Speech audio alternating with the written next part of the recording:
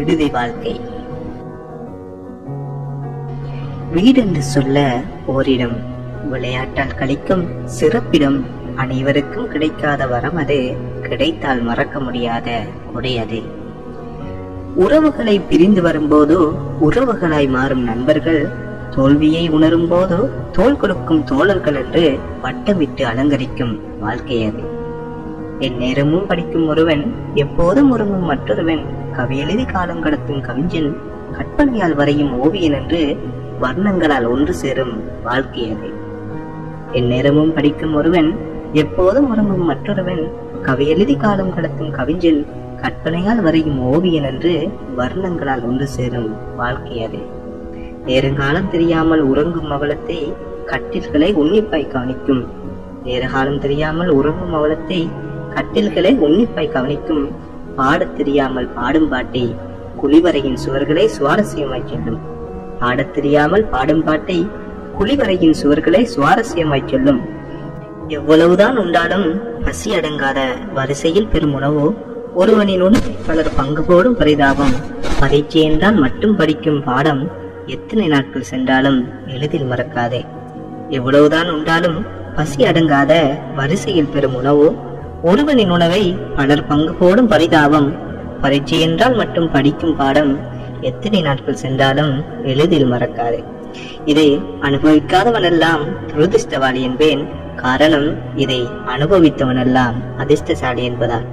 இதை அனுபவிக்காதவனெல்லாம் துரதிர்ஷ்டவாளி என்பேன். காரணம், இதை அனுபவித்தவனெல்லாம் அதிர்ஷ்டசாலி என்பதால். நான் படிக்கும்போது எங்க ஸ்கூலோட கேட்டு ஒரு பெரிய அரண்மனையோட கேட்டு மாதிரி பிரம்மாண்டமா தெரிஞ்சது. காலையில ஃபர்ஸ்ட் பெல் அடிக்கிறதுக்கு முன்னாடியே ஸ்கூலுக்கு போகணும்னு வேக வேகமா ஓடுவேன்.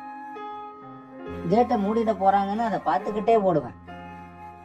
ஒரு சில நாட்கள் என்னை வெளியே விட்டு அந்த கேட்டை சாத்திட்டா இந்த உலகத்தை விட்டே என்னை ஒதுக்கி வச்ச மாதிரி அப்படி ஒரு படபடப்பு வந்துடும். ஆனா கேட்டுக்கு வெளியில நின்று நிறைய பேரு இப்ப நாட்டுக்கு ரொம்ப தேவையுள்ளவங்களா இருக்காங்க, அது வேற கதை. இப்ப அந்த கேட்டு எனக்கு ரொம்ப சின்னதா தெரியுது. பொதுவாகவே நாம ஒரு பிரச்சனைய வாழ்க்கையில கடந்து போகும்போது ஸ்கூல் கேட்ட மாணவர்கள் பாக்குற மாதிரி ரொம்ப பிரம்மாண்டமானதாகவும் ரொம்ப கஷ்டமானதாகவும் சந்திக்கிறோம். பிரச்சனையெல்லாம் முடிஞ்சு ஒரு 5 வருஷம் கழிச்சு அதை யோசிச்சா இதுக்கடா கஷ்டப்பட்டோம் அப்படின்னு சிரிப்பு தான் வருது. சரி, அதை விடுங்க. கரைந்து போன வாழ்க்கையில் தொலைந்து போன நினைவலைகள் தான் ஒவ்வொருத்தருக்கும் அவங்களுடைய பள்ளிக்கூட நினைவுகள். அந்த நினைவுகளை பகிர்ந்து உங்களை இந்த பரபரப்பான வாழ்க்கை ஓட்டத்துல கொஞ்ச நேரம் கற்பனையிலாவது நீங்க படிச்ச உங்க ஸ்கூலுக்கு கூட்டிட்டு போகணுங்கிறது தான் இப்ப என்னோட ஆசை. போகலாமா?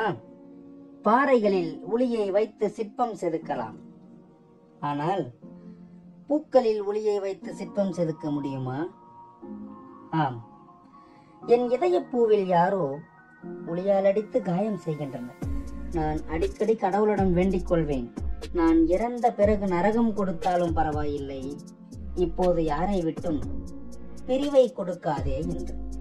என் இதயத்தை ஈட்டியால் குத்துகிறது பள்ளிக்கூட நினைவுகளும் நண்பர்களின் உறவுகளும். இமைகளை மூடி திறப்பதற்குள் முடிந்து போய்விட்டதே என் பள்ளிக்கூட வாழ்க்கை. ஒரு நொடியில் மறைந்து போய்விட்டதே மாணவன் என்ற அந்த பட்டம். வெளிச்சத்தில் வாழும் போது வீணாக்கிவிட்ட வாழ்க்கையை இருட்டிலே தேடி தேடி கிடைக்காமல் போகவே இன்று ஒரே ஒரு மின்னலுக்காக இயங்குகிறேன். என் உயிரை எடுத்துக் கொள்ளுங்கள், அதற்கு முன் அவர்களின் நட்பை கொடுத்து விடுங்கள். நாம் எல்லாம் ஒரே மரத்தின் இலைகள் என்றார் மகாத்மா காந்தியடிகள். நாங்கள் எல்லாம் ஒரே உயிரின் உடல்கள். அது ஒரு காலம்.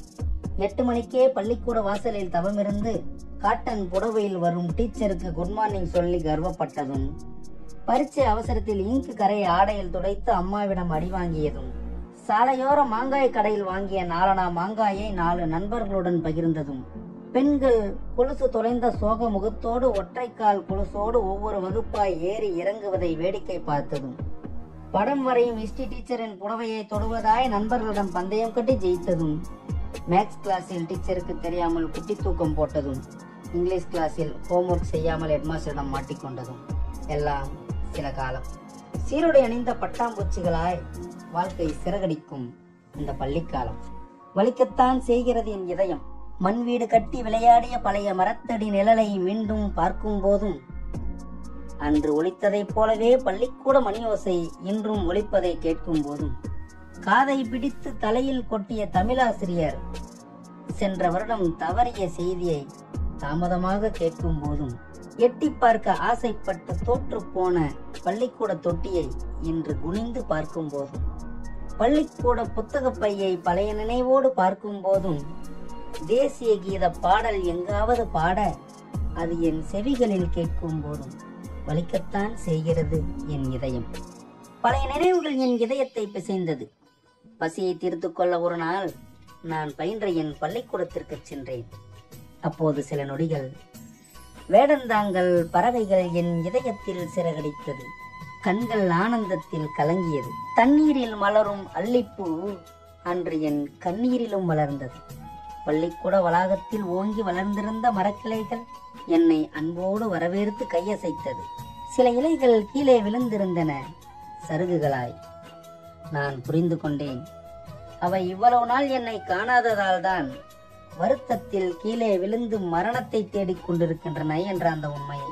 பள்ளிக்கூடத்தின் ஒவ்வொரு பகுதியையும் என் கண்கள் ரசித்து ருசித்துக் கொண்டிருந்தது அந்த சிறுவயது நினைவுகளோடு. அவை மெல்ல நான் பயின்ற என் வகுப்பிற்குள்ளும் நுழைந்தது. அங்கு என்னை தாளாட்டி வளர்த்த என் தாய் அவர் காலால் என் இதயத்தை எட்டி உதைத்துவிட்டு வேறு ஒரு மாணவனை மடியில் சுமந்து நின்றாள். வகுப்பறையில் நான் அமர்ந்திருந்த என் இருக்கையில் வேறு ஒரு மாணவன் அமர்ந்திருந்தான்.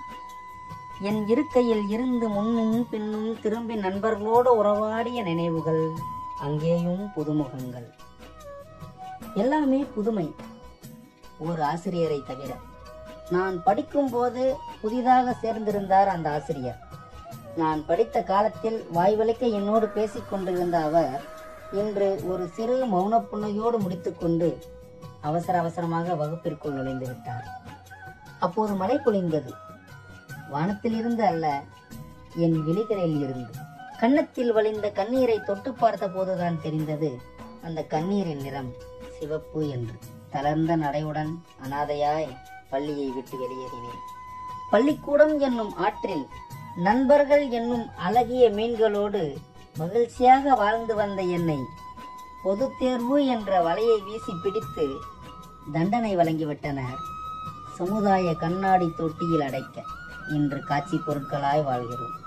இன்றும் என் மனதில் ஆலயமணியாய் ஒலித்துக் கொண்டிருக்கின்றன அந்த நினைவுகள்.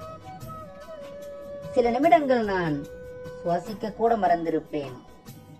ஒரு நொடி கூட அந்த நாட்களை எல்லாம் நான் நேசிக்க மறக்கவில்லை. உள்ளே திரிந்த காலம் பள்ளி பருவம், மீண்டும் வரா பருவம்.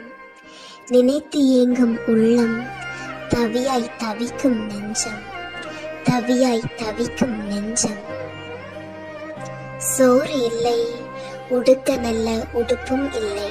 அந்நாளில் சந்தோஷத்துக்கு மட்டும் குறையும் இல்லை. கள்ளம் இல்லா உள்ளம், கபடமில்லா பேச்சு, சிரிப்பை தவிர துயரமறியா பருவம். நட்புக்காய் சண்டை போட்ட காலம் நினைவில். என் தோழி எனக்கு மட்டுமே, மாறவில்லை இந்த எண்ணம் வளர்ந்த பிறகும்.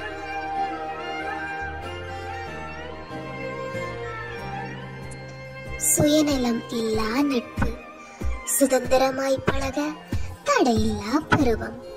பள்ளி குறும்புகள் தலைமுறையாய் தொடரும் புதிர். அது ஏன் இன்று வரை விளங்கவில்லையே?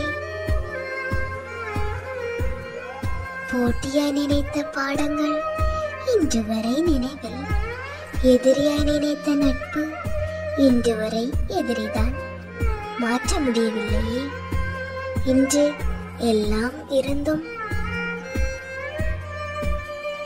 உண்மையான நட்பும் இல்லை, சந்தோஷமும் இல்லை என ஏங்குபவர் பலர். வேண்டும் பள்ளி பருவம், மீண்டும் பிறக்க வரம் வேண்டும். இறக்கும் வரை படிக்கும் வரம் வேண்டும், அதுவும் என் பள்ளியில். பள்ளி பருவம் அது, அதை நினைவூட்டும் தருணம் இது. வாருங்கள், பள்ளியை நோக்கி செல்வோம். 7 மணிக்கு விழித்து 5 நிமிடத்தில் குளித்து காலை உணவுக்கு அம்மாவிடம் திட்டு வாங்கி மாலை சிற்றுண்டிக்கு அப்பாவிடம் துட்டு வாங்கி மிதிவண்டியில் பள்ளிக்கு சென்ற அழகிய நாட்கள். போட்டியிட்டு பறக்கும் வாகனம், ஆனாலும் பள்ளிக்கு தினம் தினம் தாமதம். விளையாட்டு வாத்தியாரின் பெரம்படியும் தலைமை ஆசிரியரின் அறிவுரையும் முதல் பீரியட் பரீட்சை வைக்கும் வகுப்பறையும் பரீட்சைக்கு மேஜை மேலே அமரையிட்ட சண்டையும் நினைவில் இருக்கிறதா? படித்தவன் மேஜை கீழே அமர, மேலே இருப்பவன் அதை பார்த்து எழுத, ஒருவன் பெயர் மட்டும் எழுதி வெறும் தாள் கொடுக்க, மற்றொருவன் விடைத்தாள் கொடுக்காமல் கொடுத்த மாதிரி நடிக்க, அதை வாத்தியார் கண்டுபிடித்து நம் கை பழுத்த தருணம் நினைவில் இருக்கிறதா? கொண்டு செல்லும் உணவுகள் மதியம் வரை தாங்குவதில்லை. மதியம் இருந்தது 2 உணவு போட்டனம், ஆனால் அதை 10 பேர் வெளுத்து கட்டினோம். பின் கோடு கிழித்து விளையாடிய கபடியும், ஏறி குதித்து விளையாடிய பச்சை குதிரையும், ஓடி ஒளிந்து விளையாடிய ஐஸ் பாரும் நினைவில் இருக்கிறதா? பள்ளியில் தோன்றிய காதலும், அந்த காதலுக்கு எழுதிய கவிதையும், பக்கத்து வகுப்பறை சண்டையும், மாலை நேர மைதான படிப்பும், படிக்காமல் நண்பனுக்கு கொடுத்த கல்லடியும், பள்ளி முடித்து பாட்டிக்கடையின் மாங்காய் கீத்தும், ஓசு காசில் வாங்கி சாப்பிட்ட ஐஸ் டியூபும், நாள் முழுவதும் பேசினாலும் மாலை பெரியும் போது நின்று பேசிய முச்சந்தி சாலையும் நினைக்கும் போதே உள்ளத்தில் ஆனந்தம், வெளியோரத்தில் சிறு கண்ணீர் வரத்தான் செய்கிறது. நம்ம சேனல் பேரை மறந்துடாதீங்க, அச்சூர் ரெக்கார்ட்ஸ். லைக் பண்ணுங்க, ஷேர் பண்ணுங்க, சப்ஸ்கிரைப் பண்ணுங்க. ஐயோ மறந்துட்டேன், மறக்காம பெல் பட்டனை அமுக்குங்க. Thank you for watching the video, guys. Do not forget to like, share and subscribe.